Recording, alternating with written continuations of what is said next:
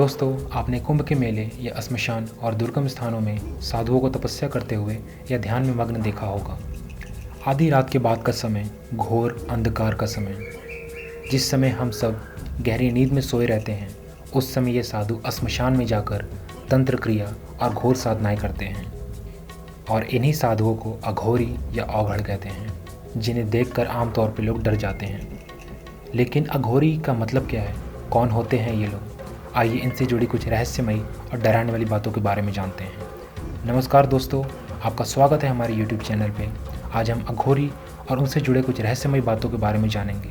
तो चलिए शुरू करते हैं। दोस्तों, अघोर दो शब्दों से मिलकर बना है, अ प्लस घोर, जहाँ घोर का मतलब होता है डरावना। अघोरी का मतलब वो जो डरावना ना हो, जिसमें कोई भेदभाव ना हो, जो सरल हो। सरल बनने का अर्थ है कि आपके मन में अच्छे बुरे का ख्याल ना होना, आपके मन में किसी चीज़ को लेकर घृणा या नफरत ना होना। और ऐसा बनना बहुत कठिन है, इसलिए अघोरी को कठिन साधना करनी पड़ती है।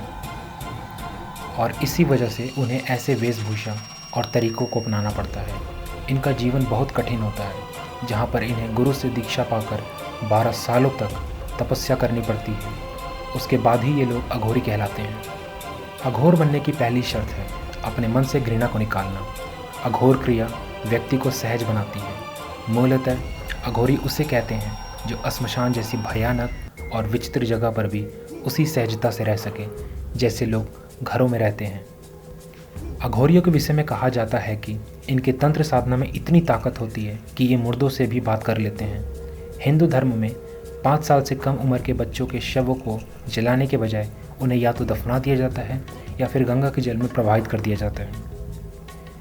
माना जाता है ये अघोरी इन्हीं बच्चों के शवों को अपना निशाना बनाते हैं, जिनका प्रयोग ये अपने गुप्त तंत्र साधना में करते हैं। इस साधना को कलवा साधना कहा जाता है, जहाँ कलवा का मतलब होता है छोटा बच्चा। अघोर विद्या व्यक्ति को हर चीज़ के प्रति समान भाव रखने की सीख देती है। यह विद्या व्यक्ति को ऐसा बनाती है जिसमें वह अपने पराये के भाव को भूलकर हर व्यक्ति को समान रूप से चाहता है, उसके भले के लिए विद्या का प्रयोग करता है। यही कारण है कि अघोरी मानव के मांस का और मल का सेवन करते हैं। ऐसा करने के पीछे यही तर्क है कि व्यक्ति के मन से घृणा निकल जाए। जिन चीज़ों से समाज घृणा करता है, अघोरी उन्हें अपनाता है। आम लोग श्मशान, लाश, मुर्दे के मांस व कफन से घृणा करते हैं, लेकिन अघोरी इन्हें अपनाता है। और यही कारण है कि लोग अघोरी से डरते हैं और घृणा करते हैं। साधना की एक रहस्यमयी शाखा है अघोर पंथ, जिसका पालन करने वाले अघोरी कहलाते हैं। अघोर पंथ इनके जीने का मार्ग है और इसी मार्ग में ये जटिल साधना का उपयोग करते हैं, जो अघोर साधना के नाम से प्रचलित है। यह साधना 3 खंड में विभाजित है। पहला है शव साधना, दूसरा है शिव साधना और तीसरा है श्मशान साधना। शव साधना ये अघोर साधना की मूल प्रक्रिया है, जहाँ अघोरी शव के ऊपर बैठकर साधना करता है। विभिन्न प्रक्रिया के माध्यम से अघोरी इंसान के शरीर का उपयोग करते हुए ये विधि करता है। यदि अघोर साधक पुरुष है तो उन्हें किसी मृत स्त्री के शव की आवश्यकता होती है, और यदि अघोर साधक एक स्त्री है तो उन्हें पुरुष के शव की आवश्यकता होती है। दूसरा है शिव साधना।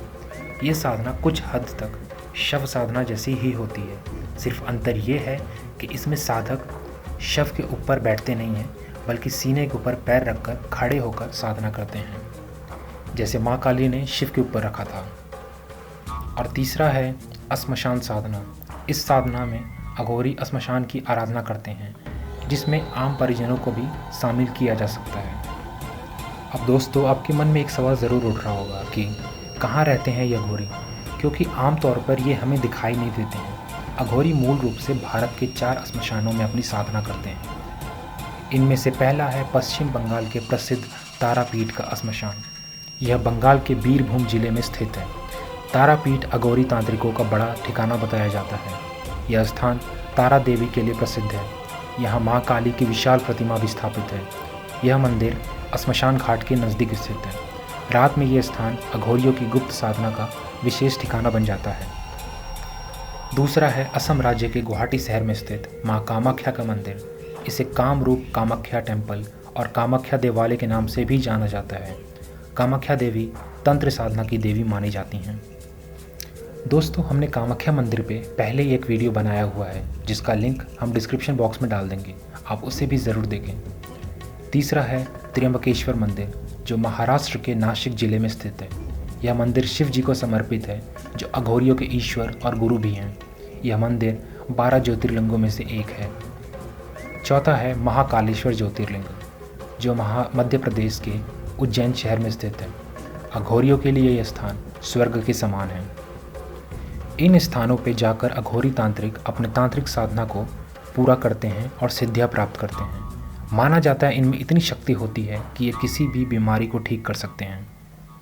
लेकिन दोस्तों, आज के टाइम में सच्चा अघोरी दिखना बहुत मुश्किल है, क्योंकि आपको हर जगह काला कपड़ा पहनकर दाढ़ी बढ़ाए हुए लोग मिल जाएंगे जो कि अघड़ होने का दावा करते हैं। और कई बार लोग इनकी बातों में आकर लाखों रुपए इनको दान कर देते हैं। लेकिन जो सच्चा अघड़ होगा वो कभी पैसे नहीं मांगता, उसे कुछ नहीं चाहिए होता, क्योंकि वो सब कुछ त्याग चुका होता है। उसे इन सब से कोई लगाव नहीं होता है। इसलिए हमें बहुत सावधान रहना चाहिए ऐसे लोगों से। एक सच्चे अघड़ की पहचान है कि वो आपसे कभी कुछ नहीं मांगता, उसे किसी चीज़ का लालच नहीं होता। तो दोस्तों, आज के इस वीडियो में हमने शिव के परम अनुयायी अघोरियों के बारे में जाना, जिन्हें कलयुग में शिव का जीवित रूप भी माना जाता है। अंत में मैं बस इतना कहना चाहूँगा कि आप सब अघोरियों से नफरत या घृणा ना करें, क्योंकि वो ईश्वर को पाने के एक महान लक्ष्य की ओर अग्रसर होते हैं, जो कि एक बहुत ही मुश्किल लक्ष्य है। तो दोस्तों, आज के लिए बस इतना ही। उम्मीद करता हूँ आपको यह वीडियो पसंद आया होगा। आगे की वीडियो को देखने के लिए हमारे चैनल को सब्सक्राइब करें और इस वीडियो को लाइक, कमेंट और शेयर करना ना भूलें। धन्यवाद।